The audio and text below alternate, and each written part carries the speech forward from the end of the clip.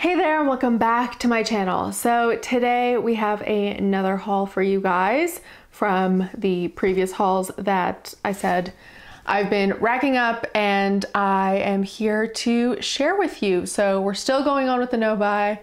I think I've exceeded everyone's expectations at this point, but we're still in January. So let's see what happens. But yeah, there are 4 fragrances I want to share with you guys, and 3 of them are blind buys. 1 isn't. I don't 100% recall what it smells like, but I have a pretty good idea, and we'll get to that one, and I'll obviously let you know. As always, if you haven't subscribed already, don't forget to subscribe. I've checked analytic wise, there's so many of you that watch every day or every other day when I'm posting and you haven't subscribed. So if you haven't already, it's free. Definitely help out my channel and subscribe. Follow me on Instagram so I can keep making videos for you guys. So we're gonna get into it. These were all fragrances I found at a local drugstore, and they were all on sale. And honestly, I wouldn't have picked them up when I did had they not been on sale, I would say. But yeah, I'm gonna save the Givenchy one for last. If you're curious, you can check the names in the description box below. I will put them this time, but I'm gonna save that one for last. We're just gonna go in order of the thing that I'm most excited about, or least excited to most. So this one, truly, I would not have picked it up if it wasn't on as much of a sale as it was. This was very, very inexpensive, as is expected. But this is Wood Dsquared 2 by Dsquared. And this is the Eau de Toilette. I think I found the notes for it, but yeah, I was a bit confused, but I think I found the notes for this one, so we'll read them together. What I was surprised about is that it's like a velvety box, which like the Dolce & Gabbana Pour Femme, like those kinds of boxes come in, and I was not expecting that. I actually really like the color and everything. I don't have the highest expectations. I think Dsquared's a Canadian brand, obviously, because there's a maple leaf here, but I don't have the highest expectations for this. It was 100 ml for very, very inexpensive, as I say. I've never had a fragrance by Dsquared, but this one has raspberry leaf, mandarin, magnolia, lily of the valley, osmanthus, jasmine, white woods, ambroxan, and cedar. I thought might as well. The box was more fancy, and this is magnetic. I'm already feeling a lot better about this fragrance than I was to begin with. The only thing I really read note-wise is it's not, people seem to like it. It wasn't anything spectacular where they were raving about it, but they seemed to like it. And what they liked the most about it, which sold me, is that it's very shampoo-y. Some people said it smells like expensive shampoo. Some people said it smelled like drugstore shampoo, but I am all for a shampoo-y fragrance. So we will try it together. I'm already very impressed packaging-wise for an inexpensive fragrance. They really went above and beyond with the box and the magnetic cap, which is always a plus in my book. And yeah, okay, let me just spray a little bit more. I get the shampoo-y feel, but I would say it's not as shampoo-y as I was expecting. I feel like, okay, as it's settling, I can definitely see it. It's an interesting one. It doesn't smell like my other shampoo-y fragrances. I mean, shampoos can smell like a million different scents, obviously. But I would say this smells a little bit more like an expensive shampoo rather than your average run-of-the-mill drugstore shampoo, but it is fruity. I get it. It really, I'm torn as well. It smells very fruity in like a berry, raspberry, red berry kind of way, but not tart, if that makes any sense. Sometimes raspberry or red berries can get, or not sweet, sorry, it smells kind of tart. Sometimes red berries can get very, very sweet. And this isn't that. It's kind of more mellow, creamy, which is giving it that shampoo-y feel, but I get like tartness from the berries, and maybe it's the woody notes, cedar and white woods, that make it, to my nose, smell a little bit more of possibly an more expensive shampoo. But yeah, it's nice. It's not anything offensive. I feel like everyone would just feel kind of at least normal about it. yeah, I'll definitely continue to try it out, see how long it lasts, see the projection and all that stuff, and come back to you guys. But I would say if you like shampoo-y fragrances, if you like kind of like tart, creamy berries, you're gonna like this. It smells as if it could be like a Bath and Body Works fragrance as well. It kind of has that vibe. Yeah, it's all right. I was expecting it to be worse and even more generic, and honestly the packaging kind of sold me a little bit. But yeah, that is Wood by Dsquared 2 Eau de Toilette pour Femme. I think that's what it's called. All right, the next ones I'm more excited about. The next one's actually a flanker, and it is a flanker of the Wanderlust range by Michael Kors, which is pretty much the only range I like from Michael Kors that I've actually gotten into. The original's okay, I never picked it up, but for those of you who've been watching a very long time, you will know that during last summer, I picked up Wanderlust Sublime and fell in love with it. This is my Santa Monica, California beach gal fragrance. I love it. It is so, so nice. And because of this, I actually started to give Michael Kors a little bit more of a chance because I've never really super loved his fragrances, to be quite honest. And this is the Eau Fraiche, sorry. And it's also an Eau de Toilette. And from what I've heard, this has pomelo, Granny Smith, jasmine, lily of the valley, peony, musk, sandalwood, and woody notes. But from what I'd heard on, or read rather, this has a lot of like a fresher kind of clean take, and that it doesn't smell like the original, which is a good sign. Neither does this. I feel like the Sublime also takes its own route, and I do like it. I prefer it to the original. And this is, I love the bottle. It's like a frosted glass. It's the same size as this one. It's the 50 ml, so they're the same size. Really, really like them. I feel like Michael Kors really nailed it with this range, but let's see what it smells like. So they said it's a fresher version. They said it doesn't smell like the original or the Sublime, so I'm looking forward to that. I don't want it to just be a copy. Some had also said that it smelled like Blanche by Byredo, which I do have on hand. I'm skeptical of that, but we will compare it together, and we'll just smell it blind first and see what we think, because it's got a lot of things going for it. So I'm really excited about this one. Ooh, okay. It definitely has a pomelo citrusy opening, way more than the Sublime. The Sublime is a lot more of like a beachy citrus. This is, it's a lot more tart. It's definitely clean. I feel like I really get a very strong bergamot pomelo type opening. Not so much Granny Smith, at least right now.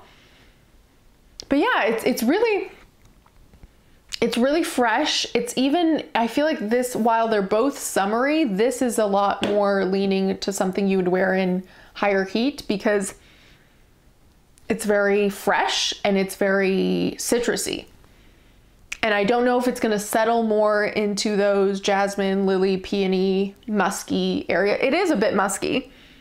It's less, it doesn't really transport me to the beach the way Sublime does. Sublime just is such a beachy fragrance. This is a lot more of a summery fragrance with some musk in there and some florals. Okay, we will compare it to Blanche because it doesn't smell anything like it. I want to kind of give them some credit to say that they're both kind of clean, but honestly, if you were to read that review and think this is going to be in any way a dupe, I can come back in a second impressions and go back over it, maybe in the part and dry down, honestly. But at this point in time, I don't think it smells anything like Blanche based on first impressions. This has such a citrusy tart, like almost make your mouth water opening, but it's immediately also got those florals, and it's like a really beautiful musk. It's not too musky at all. So if you're not super into musky fragrances, I wouldn't shy away from this. Yeah, it's nice. It does smell very different. It smells even more different from the original than I think the Sublime does. Right now, I still have to say, based on first impressions, Sublime did wow me a little bit more. I just love it. I really, really love it. But Michael Kors fragrances almost never work for me. And so this being like an okay like to begin with is already leaps and bounds ahead of some of his other fragrances for me. So that is Wanderlust by Michael Kors Eau Fraiche. All right, so now we're gonna go to the third one, and the third one's by Gucci, and it's actually one that is not a blind buy. So this, again, I always felt like I did like. It didn't wow me, so I wasn't gonna pick it up full price, but for a deal, you gotta do what you gotta do. And this is the 100 ml again, so it was a really, really great deal that I just happened to stumble upon. Eau de Toilette, Gucci Bloom, Acqua di Fiori. And I've honestly liked all the blooms, to be quite honest with you. They all had their own like feel to them, and I've enjoyed them, but I haven't owned any of them. I have bought them as gifts for other people though. Not the Acqua di Fiori, I think the original, which just the original Gucci Bloom I bought as a gift for someone, because I feel like they're nice. I do enjoy the bottle. Again, it's kind of this close to like a dusty millennial pink. And then sometimes you have to be careful, but sometimes these stickers, because it is a sticker, is like placed off center, and that will drive me mad. But thankfully, this one is on there. So this is a more green white floral from what I remember, and it has galbanum, cassis, lemon, bergamot, honeysuckle, tuberose, jasmine, lily of the valley, freesia, musk, sandalwood, and surprisingly, ISOE Super, which based on, talking to you guys and having tested the Not a Perfume, I can't smell ISOE Super. So I don't know if at some point it'll come to me. It's the only note that I have found so far, and Not a Perfume is the only fragrance so far that I've ever been nose blind to. So it's just a really new area for me, because that never ever happens to me. So I probably won't pick up the ISOE Super in this, because I didn't pick it up at all in Not a Perfume. But yeah, I definitely remember this. It is very green. It's a green white floral in that I feel like the green is much more pronounced. I smell like vines and leaves and yeah, like even kind of like the dirt around it more than the flowers themselves. From what I remember, and I've only ever had samples, so I feel like I can't speak to it as well now. It's a not a blind buy, but I definitely need to play with it a little bit more. But from what I remember, as it wears on the skin, the florals do get a little bit more pronounced. But for a long time, I would say this is a pretty green fragrance. And usually I'm not a fan, but this is such a classy, I feel like it's such a classy take on it. And it doesn't, even though it's very green, it's very viney and leafy, it never goes in that kind of area that some fragrances can do where I just despise them. And you know what I found is, unfortunately, and this isn't always the case, an inexpensive green fragrance will make my stomach turn. And fragrances can be definitely super, super wonderful at every price point. I definitely believe that. From like $10 fragrances can be something that you totally love, and then to like $1,000 fragrances can be something you love. But I have never really found an inexpensive green fragrance that I've liked at all. They will just make my stomach turn, and they really have to be well blended and have, I don't know, have some heart to them for me to get into them. And Acqua di Fiori is definitely one that I do enjoy. So I'm willing to kind of add to my collection to have a green fragrance that I'm into. Hermès has made some in their Jardin line that I also like that are green, but yeah, I've never really found like a super inexpensive green fragrance that I've liked. They've always made my stomach turn, and if I do happen to purchase them, I never end up wearing them. So love that. And then we will go to the last one, which is the Givenchy. If you guys don't know and you haven't been watching me, I have gone on a huge Givenchy kick the past 6 or so months. And I even did a full video on all my Givenchy fragrances till now. And this is one that, again, I always thought that this range maybe wasn't for me. And and I never picked it up, but I saw this one on sale and now I'm just a sucker for Givenchy. So this is Live Irresistible, and it's the eau de toilette. What I don't like about Givenchy is they definitely do that thing where they have an eau de toilette and an eau de parfum of a bunch of their fragrances, and they smell different enough where you have to really make sure you've got one or the other. So this is a 75 ml, it's huge. And I would have never given another fragrance house, or there are very few fragrance houses I would have given a chance with notes like these, because it's a very fruity fragrance, but I'm taking a chance on it because it's Givenchy, and the reviews did seem quite good. And they did say to buy the eau de toilette over the eau de parfum in more cases than one. So this lists raspberry. It lists a lot of notes, just so you know.